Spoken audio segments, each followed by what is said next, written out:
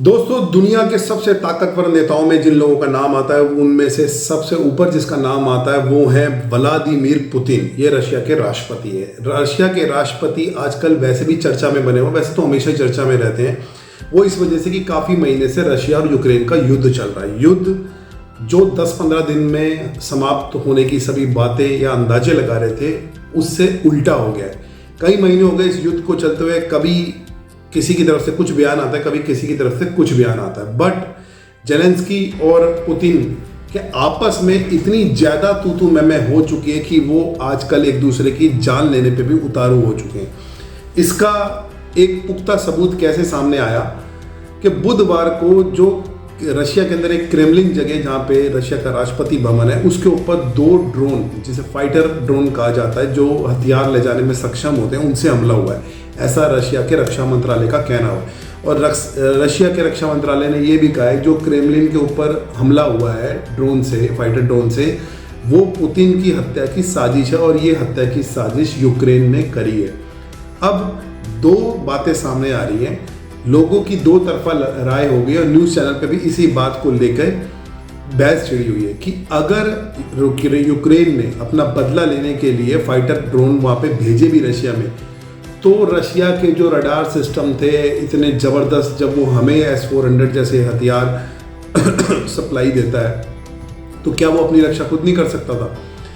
इस बीच में सब ने ये राय बना ली है कि कहीं तो ये पुतिन की एक चाल तो नहीं है कि वो अपने ऊपर इस तरीके का जानबूझ के हमला करवा रहे हैं, क्योंकि उससे कुछ दूरी पे ही पुतिन का अपार्टमेंट था, जिसके अंदर पुतिन जब भी क्रेमलिन आते हैं तो वो उसी अपार्टमेंट में रुकते हैं। अब रशिया ने ये कहा है कि इस हमले का जवाब, ईंट का जवाब पत्थर से दिया जाएगा। यानी कि कहीं ना कहीं अब पुतिन के मन के अंदर जो कसक है कि जो 15 दिन के अंदर वो यूक्रेन को जीत सकता था, बट उसका एक छोटा सा टुकड़ा ही अभी तक जीत पाया है और काबू नहीं कर पाया, तो कहीं इस हमले को दिखाकर वो यूक्रेन के ऊपर कोई बहुत बड़े हमले की तैयारी तो नहीं कर रहा था कि जितने भी पश्चिमी देश हैं, यूरोपियन कंट्रीज़ जो हैं या बाकी अदर्स एशियन कंट्री हैं, वो इस बात से सहानुभूति कर लें कि यूक्रेन ने भी तो पुतिन को मारने की साजिश रची थी। दोस्तों, कोई किसी को मारने की साजिश रचे या कुछ भी रचे, बट मैं तो ये देख रहा हूँ कि जेलेंस्की और पुतिन की इस आपसी रंजिश का शिकार करोड़ों अरबों लोग हो रहे हैं।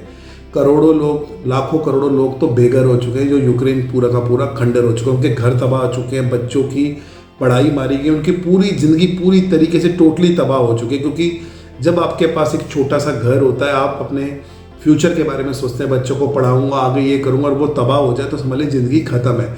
ये यूक्रेन के लोगों के साथ हो चुका है और रशिया के ऊपर भी कुछ इम्पैक्ट इसका पड़ा है, और वर्ल्ड वाइड इसलिए पड़ा है कि इन लोगों की आपसी दुश्मनी की वजह से, जैसे एक बीच में LPG गैस पूरी यूरोपियन कंट्री के अंदर काफ़ी महंगी हो गई थी, $100 से वो $700 तक पहुँच गई थी, तो इसका भी काफ़ी इम्पैक्ट पड़ रहा है। गेहूँ अभी कुछ महीने पहले US के अंदर ख़त्म था, मिल नहीं रहा था। इंडिया से लेके बाकी कंट्री हैं जो है आसपास, वहाँ पे ऑयल महंगा हो रखा था, इंडिया के अंदर भी महंगा हो रखा है क्योंकि क्रूड ऑयल की कीमत बढ़ रही है।